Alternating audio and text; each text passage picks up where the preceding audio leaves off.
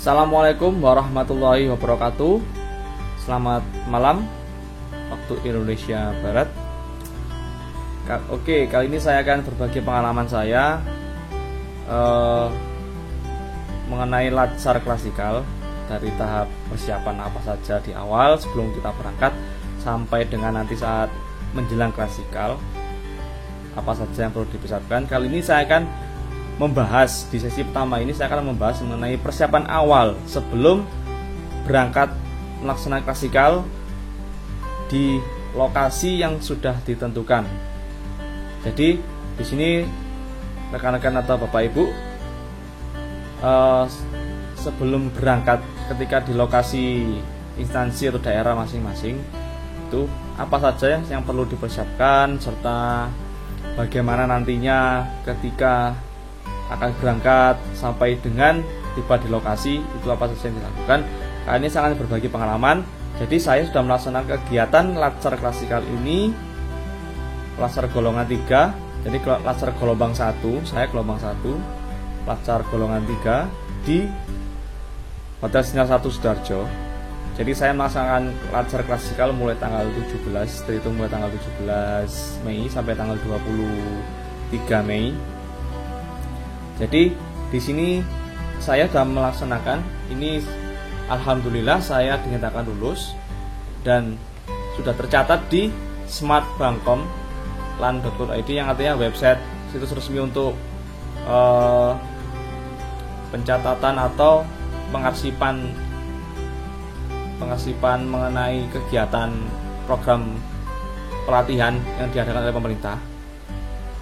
Jadi alhamdulillah ini angkatan saya. Jadi saya sudah melaksanakan latsar di klasikal. Terhitung untuk latsar yang saya laksanakan tanggal 12 Maret mulai dari tahap mobile learning sampai dengan klasikal tanggal 24 Mei. Dan alhamdulillah saya kemarin setelah melaksanakan sidang lulus lancar, alhamdulillah, berkat dukungan oleh Bapak mentor serta coach dan juga penguji. Oke, lanjut. Oke, kira-kira apa sih yang perlu dipersiapkan di awal untuk melaksanakan kegiatan latsar ini? Jadi, Bapak Ibu, yang perlu diperhatikan, saya di sini akan menekankan mengenai beberapa hal, terutama pada saat nanti sebelum berangkat latsar dipastikan pada ini ya, di halaman Kolabjar ASN Pintar ini atau website LMS ya, kalau Bapak Ibu yang menyebutnya ya, itu pastikan untuk di bagian ini upload laporan aktualisasi ini mulai dari tahap awal sampai dengan akhir ini sudah tercentang semua ya, sudah diupload semua di sini. Terutama yang laporan mingguan ini upayakan ketika saat nanti klasikal sebelum berangkat itu dipastikan sudah tercentang, artinya sudah terupload di sistem. Termasuk juga laporan final. Laporan final ini bersifat opsional. Kadang setiap kebijakan dari panitia itu berbeda, tapi di pengalaman saya selama melanjutkan latsar ini laporan final boleh diupload sebelum kegiatan dan juga sudah seperti itu. Jadi tidak perlu buru-buru diupload. Terserah Bapak Ibu bisa mengupload saat sudah klasikal nanti setelah sidang, tidak masalah. Panitia akan memberikan batas waktu untuk menguploadkan laporan final. Ini yang paling penting, ini dari laporan perancangan sampai dengan laporan pelaksanaan ini harus sudah diupload semuanya. Untuk seperti apa formatnya itu tergantung dari media suara masing-masing atau WI dari Bapak Ibu, bisa dikoordinasikan. Yang terpenting sebelum latsar semua harus tercentang. Kecuali kalau yang laporan final ini opsional, boleh sebelum berangkat atau sesudah. Kalau cari amannya ya sesudah sidang nggak apa-apa diupload gitu. Kalau sudah terupload akan tercentang seperti ini otomatis ada tanggalnya di situ. Terus ini juga sudah tercatat juga di sini jadwal sidang. Ini kemarin saya waktu sidang. Oke, seperti itu. Nah, sekarang apa saja yang perlu dipersiapkan dari berkas-berkasnya ini? Oke, sesuai dengan surat edaran, berkas yang perlu diupload, ntar saya zoom lebih besar. Oke, ini yang pertama yang perlu diperhatikan sini adalah surat tugas. Oke, surat tugas ini dari instansi masing-masing, dari BKD sudah secara otomatis sudah diuruskan BKD. Namun beberapa daerah juga terkadang setiap peserta harus mencetak sendiri. Tapi di BKD tempat saya bekerja, di sini semua sudah disiapkan dari yang surat tugas ini. Oke. Yang kedua, surat pernyataan mematuhi ketentuan yang berlaku dalam penyelenggaraan latihan dasar LACAR dengan menggunakan formulir 2. Oke. Ini apa maksudnya? Jadi surat pernyataan itu bisa didapatkan nanti itu seperti ini formatnya. Saya tampilkan. Oke, jadi seperti ini formatnya. Saya zoom. Ini bisa Bapak Ibu dapatkan melalui panitia dari daerah, dari BKD. Itu seperti ini kurang lebihnya. Jadi mengisi nama lengkap sesuai dengan di SK CPNS, NIP juga, jabatan juga sesuai SK, semua sesuai SK, termasuk instansi juga sesuai SK ya. Jadi seperti ini, nanti ditandatangani dengan materai 6000, setelah itu dicetak. Oke, kita kembali lagi ke sini, kita kembali ke sekarang persyaratan yang selanjutnya, fotokopi SK ya. Fotokopi SK ini rekan-rekan atau Bapak Ibu pastinya sudah memiliki. Yang dilegalisir, jangan lupa dilegalisir yang terbaru. Poin yang gede, fotokopi ijazah terakhir yang digunakan saat pendaftaran. Terus surat uji rapid test antigen ya kan, kalau untuk yang sah ini yang digunakan antigen, swab PCR yang berlaku. Untuk antibody tidak berlaku, yang berlaku hanya antigen dan swab PCR. Ini kebijakan di Provinsi Jawa Timur. Untuk Bapak Ibu yang di luar Jawa Timur bisa menyesuaikan nantinya. Ini saya sharing apa yang sudah saya jalani itu. Yang selanjutnya adalah pas foto ukuran 4x6 dan juga 2x3 sebanyak 1 lembar. Sediakan lebih ya nanti pas saat di pelaksanaan. Terus pakaian olahraga sepatu putih, ini kurang lebih seperti ini persyaratannya. Terus juga jangan lupa juga terutama yang laki-laki untuk dipotong rambutnya. Begitu juga dengan yang perempuan, untuk yang berkerudung juga disesuaikan tipenya warna putih ya. Oke, ini beberapa persyaratan secara umum. Dan yang paling tidak kalah penting itu adalah memberikan penguatan kompetensi teknis bidang tugas atau disingkat PKTBT. Jadi PKTBT ini tercatat pelaksanaannya sebelum LACAR klasikal. Jadi kegiatan apapun, diklat ataupun webinar ataupun seminar dilakukan sebelum pelaksanaan LACAR klasikal ya. Saya sesuai LACAR klasikal ya. Selama agenda habituasi dapat penyelenggaraan LACAR CPNS atau paling lambat dilaksanakan sebelum pembacaan klasikal,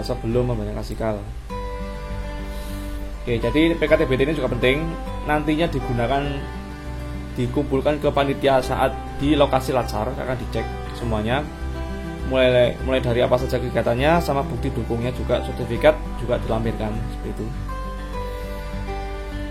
Nanti akan saya tunjukkan bagaimana PKTBT yang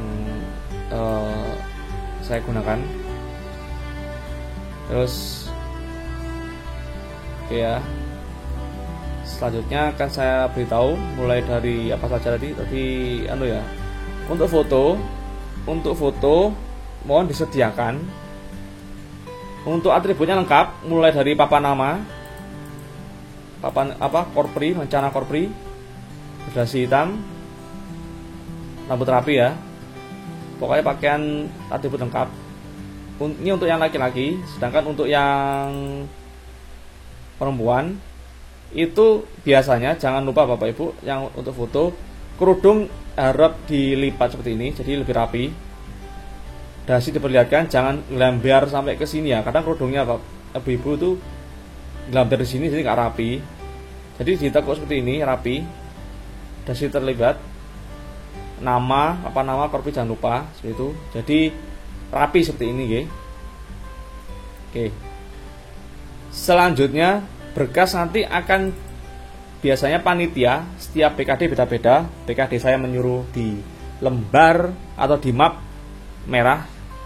Jadi jangan lupa di map nya tuh nanti dikasih identitas, nama di sini, NIP, golongan, angkatan berapa, asal instansi, dan juga beberapa berkas yang diupload. Ini opsional lah, nggak harus tempel seperti ini. Cuman ini biar lebih mudah nanti mengecek aja sih. Sebenarnya opsional aja, nggak harus seperti ini, gitu ya. Terserah polos nggak apa. Yang penting, yang terpenting adalah identitasnya jelas. Ini mapnya siapa ya. Ini berkas-berkas yang diupload tadi. Ada 10 berkas, 10 jenis berkas. Untuk yang foto ini termasuk ya 3. Itu ada 13 berkas, 12. Oke. Lah, selanjutnya apa? Selanjutnya adalah penilaian penguatan kompetensi dan teknis. Itu contohnya seperti ini. Bentar, biar agak lama.